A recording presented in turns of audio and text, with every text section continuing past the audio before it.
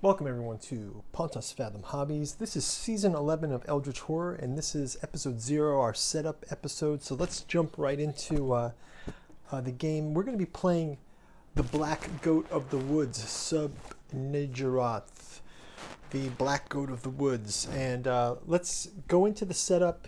We're going to go through our character investigator origins and get our tokens set up.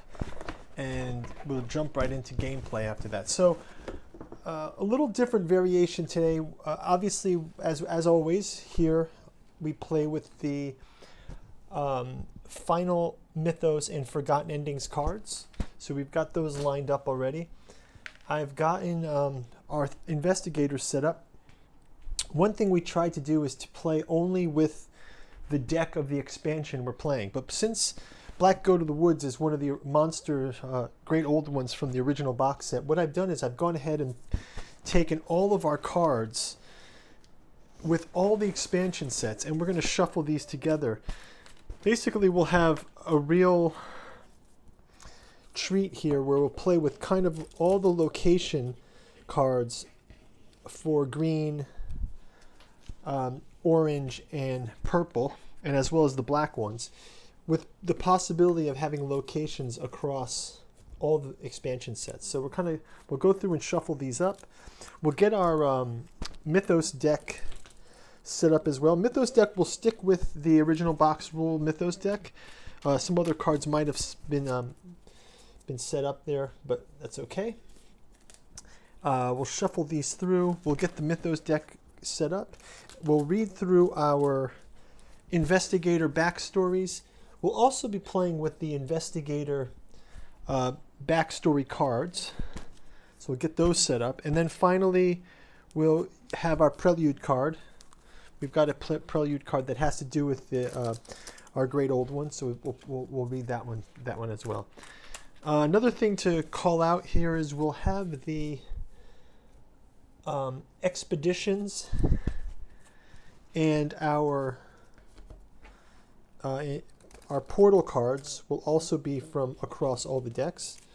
So we'll kind of get those set up. So this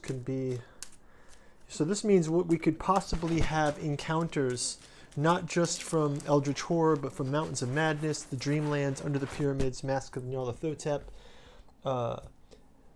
Forsaken Lore, Forgotten Endings, Cities in Ruins, and Masks of Nyarlathotep, and Mask of Carcosa. So should be pretty exciting. If we come up with any cards or portals that aren't applicable, like a location that's from another deck or something like that, we'll obviously we'll just flip it out. Let's also, I've got a video out there to check out these Final Mythos cards.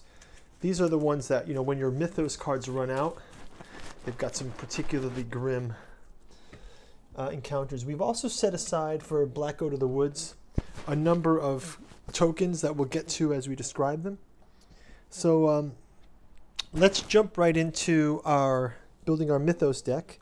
So as you can see here with Black Goat of the Woods, stage 1, stage 2, and stage 3. We've got our green cards. We'll shuffle those up. I've included the difficult cards, the non-difficult cards, and the icy ones, the standard ones, and the difficult tentacle cards. So we've got all of them mixed in here. So we've got green, we've got yellow, and we've got blue. And then we'll kind of deal these out. So maybe I'll just cut this, and we'll say stage 1 for 1, stage 2 for 3, and stage 3 for 2. And then going on to the yellow, stage 1, stage 2, and stage 3 for 4. And then finally for the blue, 1, let's just cut it. 1 for stage 1 and 1 for stage 2. We can put these back into the box. And we can shuffle up the stage 1s. We can shuffle up the stage 2s. And we'll shuffle up the stage 3s. So we built our Mythos deck from across those decks. Stage 3, stage 2, and stage 1. Place these up here. Let's read our Shub-Niggurath card. It says, During pagan rites, Shub-Niggurath absorbs unworthy cultists into her amorphous body and transforms into Gopfingen, the goat spawn. From the wildest corners of the work, her primal brood, the Dark Young, emerge to overwhelm humanity. So we've got this situated. We will place the Doom track on 13 for Black Goat. We'll put the Omen track on the green. And let's go into our investigators. We will read their cards and review their assets. First off, we have Diane Stanley. She starts in Central America, space number 7. She is the redeemed cultist. Diane Stanley, the redeemed cultist. She starts out with the arcane manuscript asset and wither spell. It says, when Diane was initiated into the Order of the Silver Twilight, she believed to be nothing more than a community organizer. But as she learned more of its true nature, she became convinced that a growing evil threatened the world, and that the Silver Twilight will play a role in the threat. She believes her best chance to prevent this is to use her position to sabotage the organization from within. Carl Sanford, the head of the Order, has recognized her skills and recently sent her to Panama for additional training. So that's a Diane Stanley. She's got her spell and her arcane manuscript. Let's also read her the Redeemed Cultist quest card here. It says, bound by the past. To atone for things you have done, to free yourself from the shackles of your own making. But can you truly escape what you were? When you discard a monster as a part of your action ability, you may place it on this card. Then if the total toughness of the monsters on the card is 8 or greater, you get the redeemed reward. So that's her in a nutshell. She also has 7 strength and 5, 6, 7, and 5 sanity. Next up, Jim Culver, the musician. Jim Culver, the musician. Jim Culver starts in space 6, called the Deep South. So we've got 2 on the American continent. Jim Culver. Old Jim Culver's music gives sweet comfort to the soul, and it doesn't matter if the soul belongs to the living or the dead. Folks in their graves, they love their little chats with Jim. They used to bother him, but now he's happy for the company. Lately, some departed south in Antonio have been all riled up about something. They're downright terrified, and anything that scares the dead deserves old Jim's undivided attention. Okay, so he's a jazz man who speaks to the dead down in the crossroads. He's got a shriveling spell and a clue that he starts with. Here's his shriveling spell. And then let's just call out his backstory. Dead Rising. You can learn much from the departed. In particular, those who have tried and failed to off you and your friends seem much more willing to speak in death than in life. When a non-epic monster is defeated or discarded, place that monster on this card. Then if there are 6 or more monsters on this card, discard this card and get this sweet harmony reward. So they both have a similar power. Very interesting. They're going to be fighting over monsters, these 2. And then finally we have the Spy, Trish Scarborough. She starts out in Central Prussia. She is in Central Prussia, space 16. A backstory. Trish Scarborough. Everyone expected great things from Trish when she was young. In school, she excelled in athletics and in the sciences.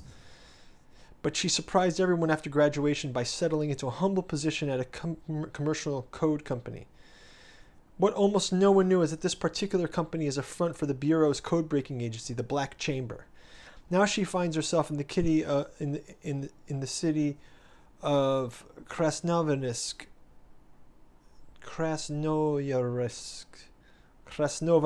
meeting another agent who has important information about the impending threat from the world beyond our own. I butchered that name, but that's fine.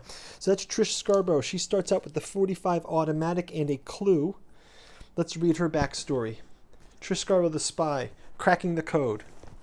Letters and numbers flash and rearrange before your eyes, so you scan the cryptic message. Transpose this to here. Substrate and adjust Substitute and adjust to the previous character. The truth of the words might be a mystery to you, but for now, they will not be long. They never are. When a mystery is solved, discard this card and gain the Breaking the Limits rewards. Oh, all she has to do is solve a mystery. So that's straightforward for her. Again, Jim Culver gets 7. 5, 3. Let's give him a 6 and just give him 4 and 3. 4 and 3 for his 7. And he gets 5 for his sanity.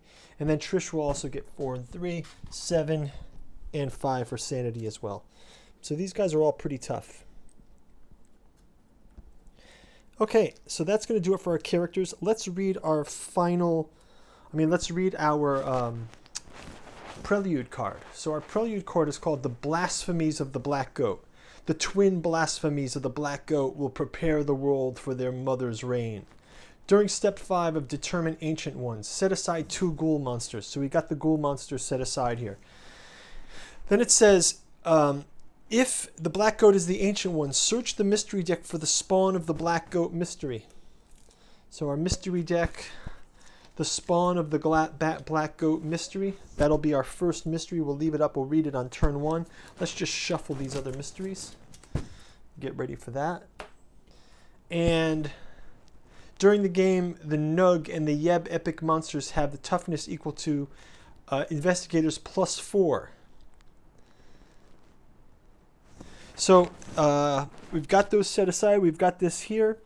We've got our icon reference. Let's go ahead and spawn a gate.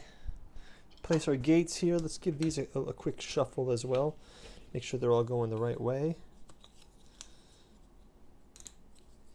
I already see some of these that we don't need. We'll give them a quick shuffle.